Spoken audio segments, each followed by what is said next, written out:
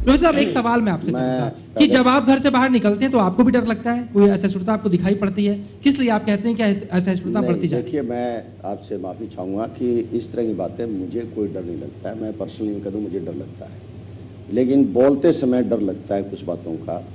क्योंकि देखिए, बोलने में हर आदमी की भाषा को सुनना चाहिए, हर आदमी के विचार सुनने चाहिए, तभी आप अपने आप को इंप्रूव करेंगे, अपने आप को अपग्रेड करेंगे। अभी जिन्होंने कहा कुछ नहीं कहा था, मैं उस बात को दोहराना नहीं चाहूंगा, लेकिन उन्होंने बहुत कुछ कह दिया था। पर्सनल आदमी का नाम लेके आगे नहीं कहना चाहूँ क्या वाक्य पूरा नहीं होने दिया आपने। मेरी शिकायत अब भी ये है। अबे फिर यही बोलने वीरेंद्र जी बात सुन लीजिए, वो इत्मीनान से अपनी बात मैं कोई इल्जाम नहीं लगा रहा हूं। मैं आपने मुझे कह दिया कि इनकी देख ली सहिष्णुता, मैं इन्हें करेंगे क्या देख लिया क्या नहीं देखना। मैं चाहता भी नहीं, कोई किसी के बारे में पर्सनल आक्षेप नहीं करना चाहता, लेकिन इन्होंने उस टाइम पर्सनल आक्षेप किया था और इसलिए स्वाभाविक है कि मेरा रिएक्ट करना जरूरी था। हम इस तरह यहाँ सुनने नहीं, हम लोगों को सुनाने अपनी बातें आई। आपने देखा हो, पहले मैंने जितने बोले थे मुद्दे बोले थे, चाहे वो ब्लैक मनी का बोला, अच्छे दिन का बोला, पॉवर्टी का बोला, इन्फ्लेशन का बोला, दाल का बोला, चाहे आपका जो है एम्प्लॉयमेंट का बोला, मैंने डीजल और पेट्रोल के दामों के बारे में बोला, मैंने रुपये का और डॉलर का कंपेरिजन किया था। कौन सी चीज़ थी ऐसी जो मैंने नहीं की? स्वामीनाथन रिपोर्ट की बात की थी, आप बता दें कौन सी ऐसी तो जो कि मैंने कोई आक्षेप किया हो। और आज फिर मैं कहना चाहता हूँ, ये अब अमेरिका के राष्ट्रपति की बात करेंगे। अमेरिका के राष्ट्रपति को भी जो है ना, देश को लीडरशिप हमारे प्राइम मिनिस्टर दे रहे हैं। काश कि हमारे प्राइम मिनिस्टर चाहे कोई भी हो, आज मोदी जी हैं, कल को कोई और भी आ सकते हैं, कि दुनिया को लीडरशिप देंगे तो उससे बड़ा हमारी कोई मान सम्मान नहीं होगा। यहाँ आए और यहाँ राष्ट्रपति जी का बड़ा आदर स्वागत किया, और होना भी चाहिए। कोई पड़ोसी देश का, चाहे पाकिस्तान का है, चाहे बांग्लादेश का है, चाहे अमेरिका का है, लेकिन वो कह के क्या गए थे? वो तो भाषा मेरा भाषण नहीं था। जिनकी बड़ाई करते हैं वही क्या कहे गए थे? वो खुद कहे गए थे कि धार्मिक सहिष्णुता की, यहाँ सहिष्णुता की जरूरत है हिंदुस्तान को। ये आपको पता, कोई भी देश जो है उसके बिना तरक्की नहीं कर सकता। ये शब्द मेरे नहीं है, मैं कोई प्रश्न नहीं कर रहा। अमेरिका के राष्ट्रपति ने कहे, तो गलत कहे ठीक कहे, वो सरकार का काम है। और दूसरी बातें जो है, वही बिजनेसमैन, देखिए पॉलिटिकल डिप्लोमेट आपके रिलेशन स्थापित करने में काम आते हैं, आपके पॉलिटिकल लोग आते हैं। किसी टाइम पंडित जवाहरलाल नेहरू ने अटल बिहारी वाजपेयी को भी यूएनओ भेजा था, उनमें क्षमता थी, सहिष्णुता इसको कहते हैं, क्योंकि देश को रिप्रेजेंट कर सके, और इन्होंने देश को रिप्रेजेंट किया था, बहुत खूबी किया। हर आदमी ने वाजपेयी जी को भी सराहा था और नेहरू जी को भी सराहा था उस बात के लिए। आज मैं आपको ये कहना चाहता हूं कि पाकिस्तान में अगर आपका रिप्रेजेंटेशन जाता है, डिप्लोमेटिक जाता है, कोई और जाता है, कोई रिलेशन होते हैं, और उनके बाद अगर प्राइम मिनिस्टर पाकिस्तान में जाते हैं तो अच्छी बात है। केवल मात्र एक इंडस्ट्रियल दोस्त जो कॉमन फ्रेंड है आपका पाकिस्तान का प्राइम मिनिस्टर का और हिंदुस्तान के प्राइम मिनिस्टर का, दोनों कॉमन फ्रेंड है, और वो कॉमन फ्रेंड दोनों को लेके जाता है और अनडिक्लेयर्ड कर लेके जाता है, किसी की शादी पर जाता है। देखिए, शादी ब्याह में या जन्मदिन पर कोई भी आदमी बिना बुलाए नहीं जाता है जी। तो उसके रिजल्ट क्या निकले वो आपको सामने में ज्यादा नहीं जिक्र करना चाहूंगा। और ये जो कह रहे थे ना कि भाई अपना विदेशों में ये हुआ, विदेशों में हुआ, विदेशों में ये जाके कहना कि जैसे बार बार कह रहे थे 60 साल हो गए हैं, 60 तो नहीं, थोड़ी भाषा बदल लेनी चाहिए। बड़े नेता मैं उनको नहीं कह सकता, मेरा अजीज है, इनको मैं कह सकता हूं कि 50 साल कांग्रेस ने किया है और 13 साल भारतीय जनता पार्टी और अलाइड पार्टी थी, उन्होंने भी राज किया इस देश के अंदर किया, जिसमें एक समय हम भी शामिल थे, किया, इसमें कोई दो राय नहीं। और उस टाइम जो है ना, जो किया है, तो उसका चीज को भी हमें देखनी चाहिए। जो नीतियां मनमोहन सिंह जी ने लागू करी थी, लिबरलाइजेशन की, ग्लोबलाइजेशन की, बड़ा इल्जाम लगा था, आज वही चल रही है। एफडीआई का विरोध किया गया था, मनरेगा का विरोध किया गया था, और आधार का विरोध किया गया था। ये सारी चीजें आज आपके सामने आने, जिनका विरोध किया गया था वो आ रही है। चलिए, आपकी सारी की सारी जो जवाब लेते हैं वीरेंद्र जी, आपके यूटर्न सारा यूटर्न होने लग रहा है। अभी वीरेंद्र जी बात कर रहे थे असहिष्णुता की, मैं वो बताना चाहती हूँ कि असहिष्णुता होता क्या है। जब आप ये डिसाइड करते हैं कि कौन क्या खाएगा कौन नहीं खाएगा, इसको असहिष्णुता कहते हैं। जब आप ये कहते हैं कि बीफ खाने वाले पाकिस्तान चले जाएं, इसको असहिष्णुता कहते हैं। जब आप यूनिवर्सिटी के अंदर लड़कों के ऊपर डंडे और लाठियां बरसाते हैं और उनके खिलाफ मुकदमे दायर करते हैं, इसको असहिष्णुता कहते हैं। असहिष्णुता क्या होती है, मैं उसके बारे में आपको बताना चाहती हूँ। जब पहली बार प्रधानमंत्री नेहरू जी ने यहाँ पे सरकार बनाई थी, तो उन्होंने 5 गैर कांग्रेसियों को शपथ दिलाई थी कि लोगों को एक्सेप्ट करना सीखे। मोदी जी जो है सिर्फ मोदी का नारा लेके जो देश में आगे बढ़ रहे हैं। आप जनता ने, आपको 125 करोड़ जनता ने इसलिए वोट दिया था क्योंकि आपने 4 नारे लगाए थे, विकास के नाम पर, पाकिस्तान के नाम पर, नौजवान के नाम पर और किसान के नाम पर। आपने पाकिस्तान आज आपका क्या हश्र कर रहा है? आपके आके आतंकी जो हैं, यहाँ के जो हमारे स्वतंत्रता सेनानी हैं, उनकी आके हत्या कर रहे हैं। किसानों की बात करते हैं, किसान आज आप उनको आत्महत्या पे मजबूर कर रहे हैं। नौजवानों को आप बेरोजगारी भत्ता नहीं दे रहे हैं, नौजवानों को आज आप लैपटॉप नहीं दे रहे हैं, नौजवानों को आज नौकरियां आप नौकरियां नहीं दे रहे हैं। आप लगे हुए नौकरियों पर बेरोजगार कर रहे हैं।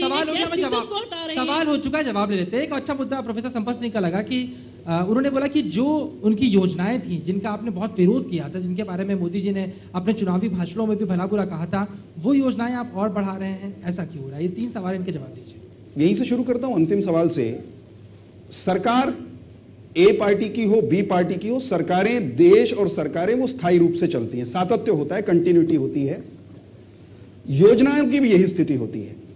अगर मनरेगा में कहीं खामियां थी, मनरेगा में अगर कहीं गलती थी, तो उसको पॉइंट आउट करना हमारी डेमोक्रेटिक जिम्मेदारी थी, उसको दुरुस्त करना हमारा दायित्व था। हम उसको दुरुस्त करके आगे बढ़ा रहे हैं। हमने कभी यह नहीं कहा था कि मनरेगा पूरे का पूरा बेकार है, इसको उखाड़ करके फेंक देना चाहिए। एक बात सहिष्णुता के प्रश्न पर, अब देखिए, सुनना चाहिए। सहिष्णुता के प्रश्न पर कांग्रेस का चरित्र कैसा है, ये समझने की जरूरत है। आप सहिष्णुता किसको मानते हैं? ये सहिष्णुता आप सुन तो लीजिए। सर्टिफिकेट की जो बार-बार आदत है प्रोफेसर देने की, बार-बार करेक्टर के ऊपर अब मुझे मेरी बात नहीं कहने देंगे। अब मुझे अब सुन लीजिए, फिर अब सुन लीजिए पूरी बात। क्या चरित्र डर्टी शब्द है? चरित्र डर्टी शब्द है और फिल्दी लैंग्वेज। देखिए प्रोफेसर संपत सिंह जी, चरित्र डर्टी शब्द नहीं है। मुझे मेरी बात प्रोफेसर आप हटा दीजिए। मुझे बात की बात के लिए चरित्र, अब ये अजीब बात है। आप मुझे मेरी बात करने दीजिए, मुझे मेरी बात करने दीजिए। बोलिए।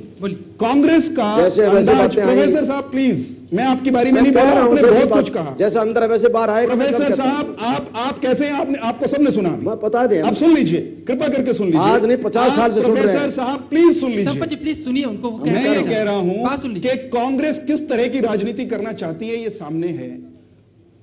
जेएनयू में देश के खिलाफ नारे लगाने वालों के खिलाफ अगर कोई कार्रवाई होती है तो इनको दर्द होता है।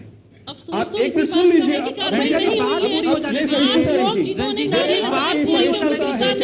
ये आपकी सहिष्णुता है, ये आपकी सहिष्णुता है। देश का गर्व, देश का मान दुनिया में बढ़ रहा है, इस पर इनको परेशानी होती है, ये इनकी सहिष्णुता है क्या? मेरा ये कहना है, नरेंद्र मोदी जी के नेतृत्व में भारत आगे बढ़ रहा है। हमने जो वादे किए थे, जिन प्रश्न सुन लीजिए, अब सरकार के साथ मिलकर आप कश्मीर में अब सुनेंगे कि नहीं? सुन तो लीजिए, आपके मुंह से भी अच्छी नहीं लगती जो आप कह रहे हैं। सुन लीजिए। जम्मू कश्मीर की समस्या का जनक कौन है?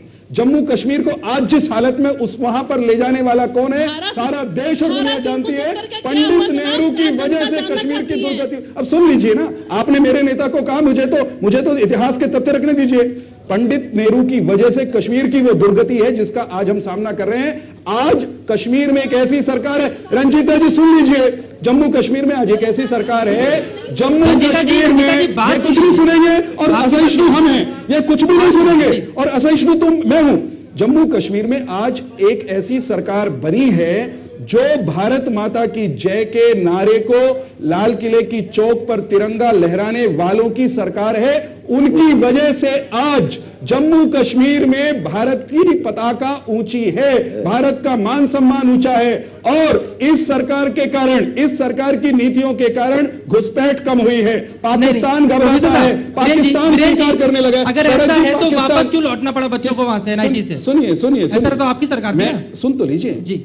स्थितियां इतनी बिगाड़ करके ये छोड़कर गए हैं, उनको दुरुस्त तो कर रहे हैं ना, हम उनको दुरुस्त करने में लगे हैं। भारत माता की जय के नारे भी पहली बार लगे हैं वहां, वो हमारी वजह से लगे, हम ये कहते हैं। आपकी सरकार हम उनके साथ भी खड़े हैं। इन्होंने तो भारत माता की जय के नारे नहीं लगने दिए, इन्होंने तो गिरवी पाकिस्तान के रख दिया था कश्मीर को। इन्होंने ये यूएन में लेकर के जाकर के फंसा कर खड़ा कर दिया जम्मू कश्मीर को। आज तक जवाब देना मुश्किल हो जाता है। जम्मू कश्मीर को दुरुस्त हम करेंगे। लूटे हुए जम्मू कश्मीर को जो पाकिस्तान लेकर के बैठा हुआ है, उसको वापस वो नरेंद्र मोदी जी के नेतृत्व में वापस आएगा। ऐतिहासिक तथ्य गलत नहीं हो सकते, ऐतिहासिक तथ्य गलत नहीं हो सकते। जम्मू कश्मीर का मुद्दा है, ऐतिहासिक तथ्य गलत नहीं हो सकते। पीडीपी के साथ स्वीकार कीजिए लगता है कि सरकार ठीक से काम कर रही लेकर है या गए। फिर बीजेपी के जो दावे हैं वो निश्चित गलत तौर है? स्वीकारिए उस पे बात को। आरोप प्रत्यारोपों का दौर ना तो कभी खत्म होगा, आप युग बीत जाएंगे, ये ऐसे ही करते रहेंगे। वो जेएनयू की बात कहेंगे, वो पीडीपी की बात कहेंगे, और तर्क गढ़ने में हमारे नेताओं को बहुत महारत हासिल है, बहुत वाकपटु होते हैं, बहुत चतुर होते हैं। अनफॉर्चुनेटली जनता उतनी शायद वाकपटु नहीं होती, लेकिन जनता भी समझदार होती है। और राजनीति चलती रहेगी, सरकारें आएंगी जाएंगी, लेकिन देश आगे बढ़ेगा, और वो नेताओं की वजह से नहीं बढ़ेगा, देश के लोगों की वजह से बढ़ेगा। वो टीना दाबी जैसी लड़कियों की वजह से बढ़ेगा। पिछली बार जिस लड़की ने टॉप किया था, आपको मालूम है कि वो एक शारीरिक तौर पे भी उसकी कई सीमाएं थी, उसके बावजूद ऐसे न जाने कितनी सक्सेस स्टोरीज हैं। अनफॉर्चुनेटली उनकी जो बैनर्स हैं, उनके पोस्टर्स हैं, वो शायद हमारे नेताओं जितने नहीं लगते, जो रियल लोग हैं, जो रियल हीरोज हैं इस देश के।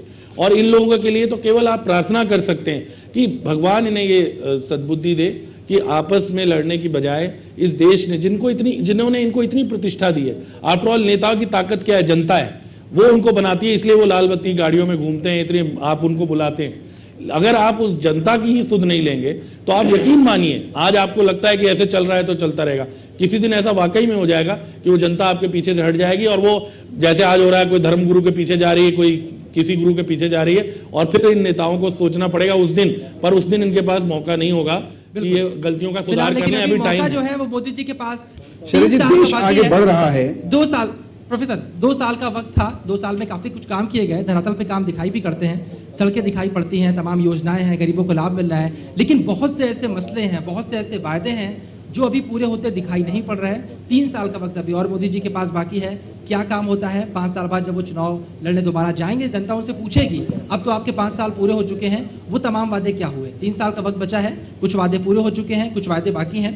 देखना ये होगा कि 5 सालों में किस तरह से मोदी जी ये तमाम वादे पूरे करते हैं। एमएस न्यूज़ मंथन कार्यक्रम में तमाम जो खास मेहमान जुड़े, आप सबका बहुत बहुत शुक्रिया।